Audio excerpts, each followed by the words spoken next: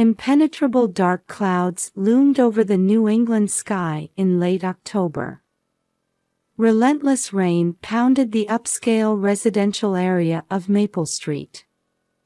The avenue of old trees, still holding on to the last remnants of fall colors, reflected the streetlights irregularly through their rain-soaked leaves. Emily Wilson stepped out into her garden, concerned about her plants and wearing a raincoat.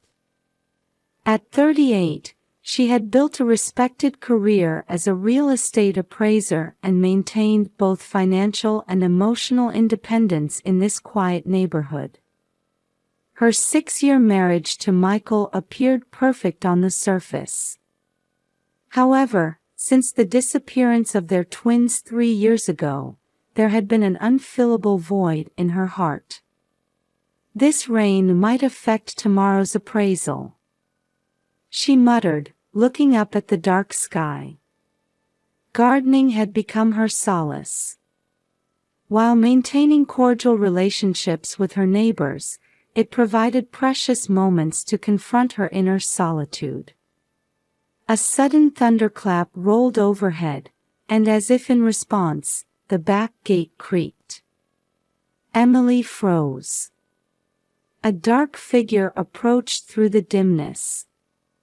Through the curtain of rain, a shadowy form emerged. "Who's there?" Her voice trembled. Then, in the next moment, "Mom, help me." Emily's body went rigid at that voice. Standing there, soaking wet, was her son Ethan, one of the twins who had disappeared 3 years ago, now grown to 13. His gaunt frame, overgrown hair, and mud-stained clothes couldn't hide the fact that this was undeniably her son. "Ethan, is it really you?" Emily started to rush toward her son but stopped short at his desperate expression. In the boy's eyes lurked an indescribable terror. "Mom, we have to help my brother. Dad has him, in Grandma's basement." Ethan pleaded, shivering in the rain, his whole body trembling. His voice carried the weight of 3 long years. Memories of that day 3 years ago flashed through Emily's mind like a film reel. That ordinary morning when the twins were 10. The usual rushed preparations, casual breakfast table conversation, driving them to school. Then the mounting anxiety when they didn't return at the expected time. The frantic search efforts, running through the neighborhood, calling the school, filing police reports, and still no sign of her 2 boys. Most perplexing had been the reactions of those around her. Michael's unnatural calmness. His repeated assurances that they'll turn up. Her mother-in-law Martha's emotional void. Her unnaturally prepared-sounding statement that children come back on their own. Their reluctance to search. All of it now took on new meaning. Looking at her son before her, Emily couldn't hide her turmoil and confusion. At first, she thought he might be a hallucination, but when she touched him, he was undeniably real. Cold, wet clothes, a trembling body, and the warmth of life. She struggled between surging emotions and the need to stay calm. While her maternal instincts screamed out, the analytical skills she'd honed as a real estate appraiser kept her thinking clearly. She hesitated about sheltering him in the house. Calculating the time until her husband's return. Michael usually came home at 7 p.m., but lately his schedule had become irregular. While checking Ethan's state of exhaustion, she remained tensely aware of the neighbor's watchful eyes. Everything swirled in her mind. "Let's get you inside, at least." You'll catch cold in this rain." Emily made her decision and led Ethan in through the back door. As they passed through the kitchen into the living room, she noticed photos of Michael's first wife arranged in an unnatural pattern. There was a locked drawer in her husband's study she'd never paid attention to before, and their elderly housekeeper Agatha wore an unusually anxious expression. Moreover, calls from her mother-in-law had become abnormally frequent these past few days. On Ethan's wrist gleamed an expensive watch inappropriate for his age, a Rolex Datejust, the same model her husband owned. This rainy night reunion would dramatically alter Emily's life. But she didn't yet know that this night was merely the prologue to a long darkness. Nor did she realize that deeper in that darkness lurked even darker secrets that New England's old money families had kept hidden. A fire burned in the living room fireplace, its light illuminating the anxious faces of mother and son. Emily placed a hot cup of tea before Ethan. The herbal aroma slightly eased the tense atmosphere. The boy held the cup with trembling hands, occasionally glancing nervously out the window. The rain continued to pound heavily, providing an eerie accompaniment to their hushed conversation. "Take your time, Ethan. Tell me what you can." Emily spoke gently. Her heart constricted at the sight of her son's expression, showing both fear and hesitation about speaking. "At Grandma's villa," Ethan began in a low voice, carefully choosing his words. "We were kept captive. Aiden is still in the basement." Emily felt her spine turn to ice at these words. "Only I was allowed outside. But under strict surveillance, couldn't go to school." "Grandma." Ethan's words caught in his throat. "Dad," but he had no choice. Behind these cryptic words lay an unimaginable reality. His concern for Aiden's health. References to Grandma's medication time. His testimony about his grandmother's abnormal reactions when mentioning the first wife's name. Everything carried ominous shadows. Emily sprang into action immediately. First, preparing to hide Ethan. She readied the unused attic, taking precautions to avoid neighbors' notice. She covered the windows with old curtains in double layers and prepared an emergency escape ladder.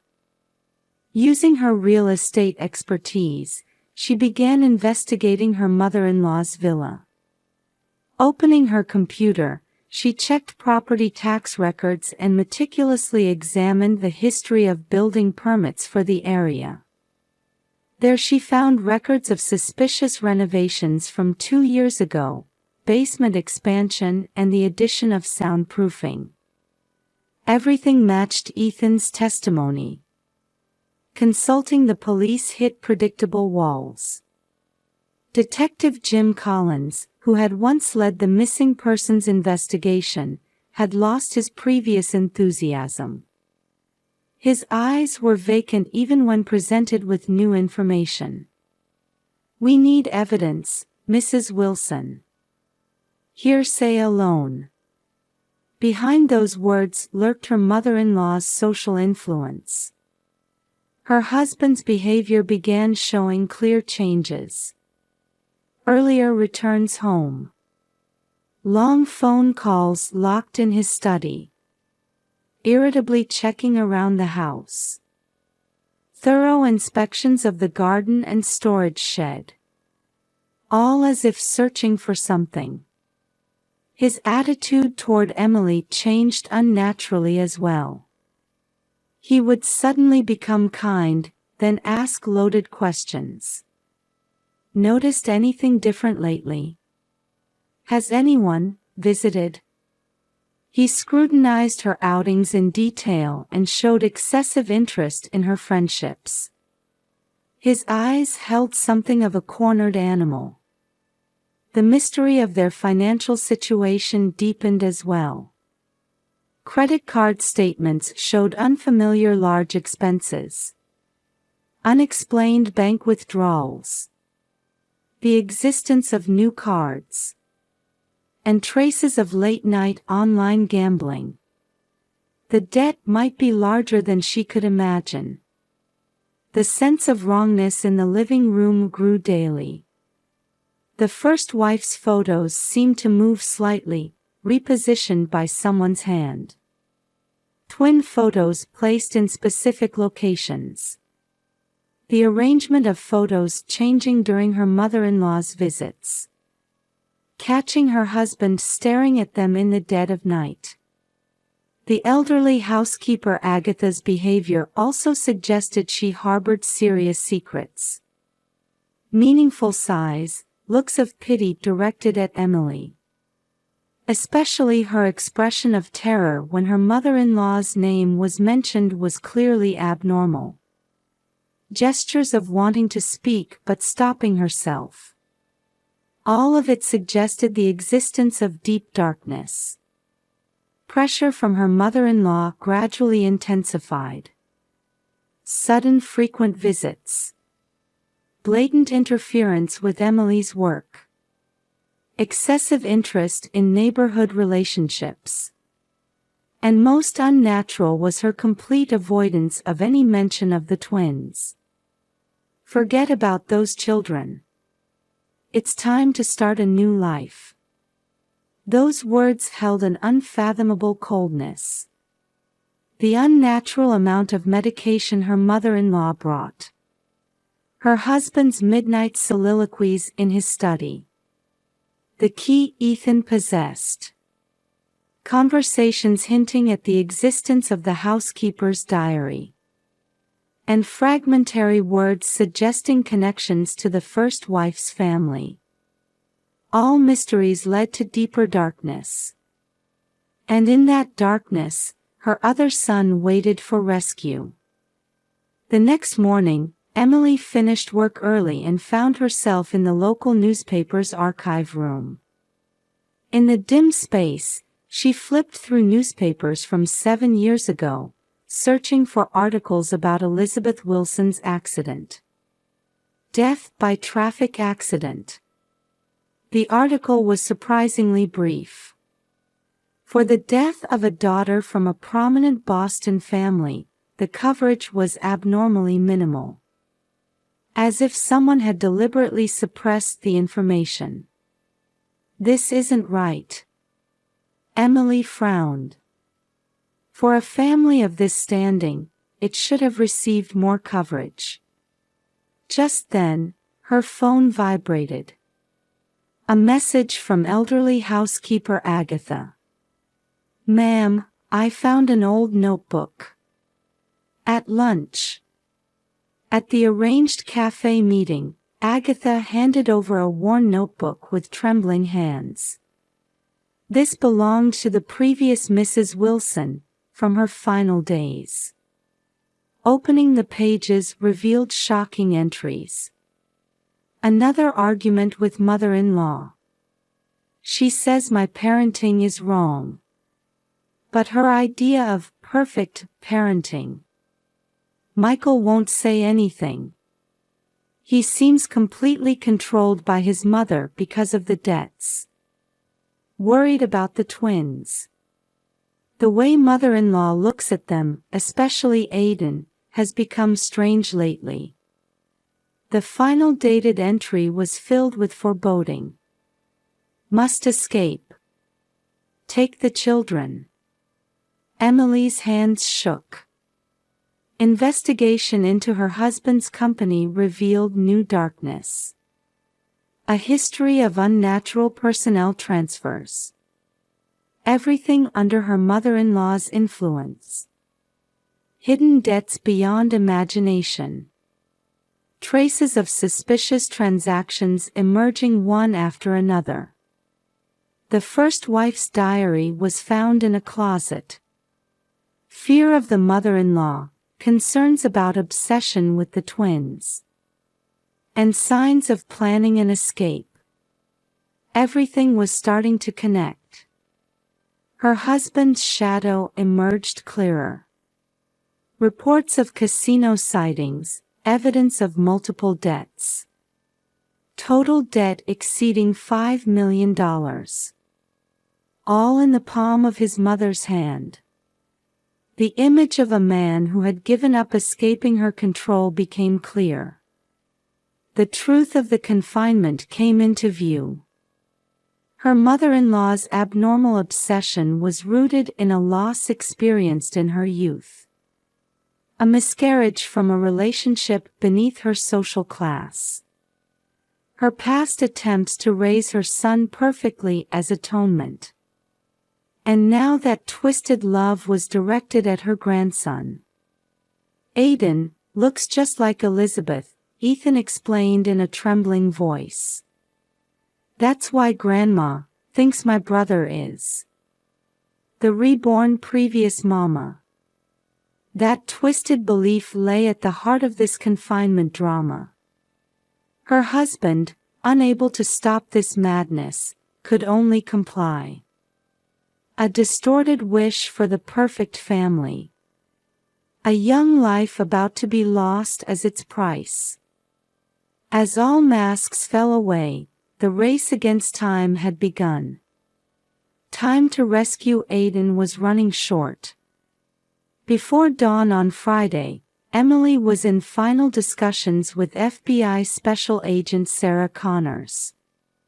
The information from Ethan and the collected evidence had finally provided enough material to move law enforcement to action.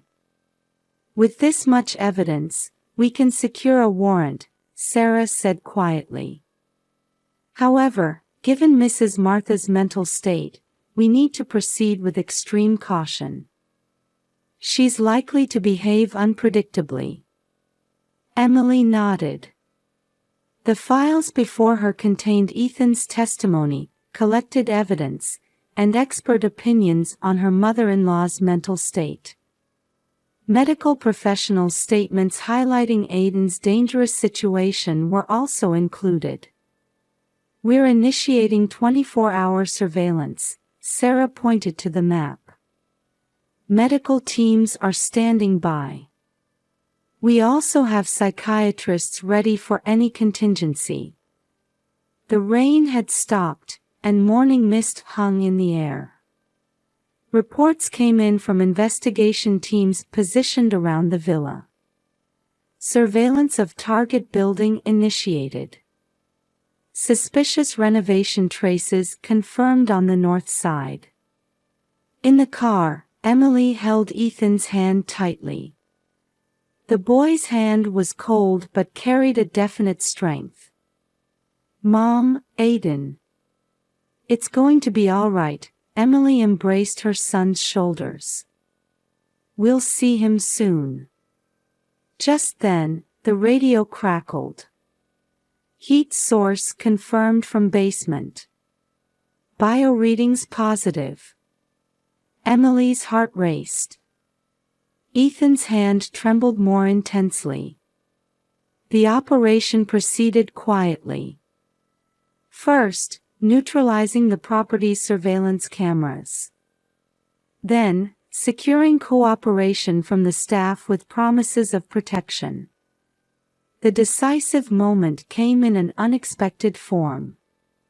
Mary, the elderly housekeeper, opened the gates herself. I can't anymore, she said through tears. Please save that child. As the special operations team swiftly deployed through the building, a scream erupted from below. My child. I won't let anyone take him. Martha's distraught voice. Then another voice. It's over, Mother. It was Michael. He too had finally resolved to break this chain of madness. As medical teams rushed in, Aiden was rescued. Though emaciated and pale, he was conscious. "Big brother. Mom." At that moment, Ethan broke into a run. The brothers embraced, crying wordlessly. Emily joined their circle, and in the morning sun, the family shared their first embrace in 3 years. Martha was arrested in a state of delirium. "Elizabeth. My beloved daughter," she continued to scream obsessively. "Perfect family, perfect." Psychiatrists administered medication, and she was transferred to a hospital. The diagnosis: schizophrenia and delusional disorder. At the end of her twisted love, a family had nearly been torn apart. Michael confessed everything. "The debts kept me under Mother's control. But that's no excuse," he spoke with an exhausted expression. "My weakness put my children in danger. I'll serve my time in prison." The villa's basement yielded a trove of the first wife's belongings and photos. And numerous disturbing records of the obsession with Aiden. All of it was the nightmare created by one woman's twisted fixation. The night passed, and a new morning approached. Spring sunlight now brightened the living room of their suburban home. 6 months had passed since the incident, and Emily had switched to working from home. Through the window, she could see the twins quietly playing catch in the garden. "Ethan, throw a little gentler." Aiden's voice carried on the breeze. His condition was gradually improving. Thanks to regular counseling with psychiatrist Dr. Kate Walker and appropriate treatment, his anxiety attacks had become less frequent. "The twin bond has been a powerful force in their recovery," Dr. Kate had said during last week's counseling session. "Especially Ethan's presence has been anchoring Aiden. And Ethan's sense of responsibility as the older brother is helping him overcome his own trauma." Emily sipped warm coffee, reflecting on her son's changes. The trial had concluded more quickly than expected. Martha was committed to long-term psychiatric care, her criminal responsibility mitigated by diagnoses of schizophrenia and delusional personality disorder. Michael accepted a plea deal and provided full testimony. While receiving treatment for gambling addiction, he was sentenced to 7 years in prison. He voluntarily relinquished visitation rights and custody, showing determination to start a new life. "Mom, look." Looking up at the voice from the garden, she saw Aiden running toward her with a small bouquet. The boy who once flinched at sudden approaches now came running with a smile. They were blooming in the garden. "Aren't they pretty?" "Yes, very." Emily gently stroked her son's head. "Shall we put them in a vase?" Ethan followed into the house. His eyes no longer held shadows of fear. Instead, they showed quiet confidence. The teacher said, Ethan began while washing his hands in the kitchen, "We might be able to go back to school next month." Aiden showed a slightly anxious expression. "It's okay." Ethan put an arm around his brother's shoulders. "I'll be with you." The new school understood their situation and had prepared a gradual reintegration program. Special support teachers were assigned, and arrangements were made for the brothers to study in the same class. The children's resilience is truly remarkable. The support group facilitator had observed. Emily too had begun participating in support activities. Connecting with families who shared similar experiences helped heal her own emotional wounds. New family photos adorned the living room walls.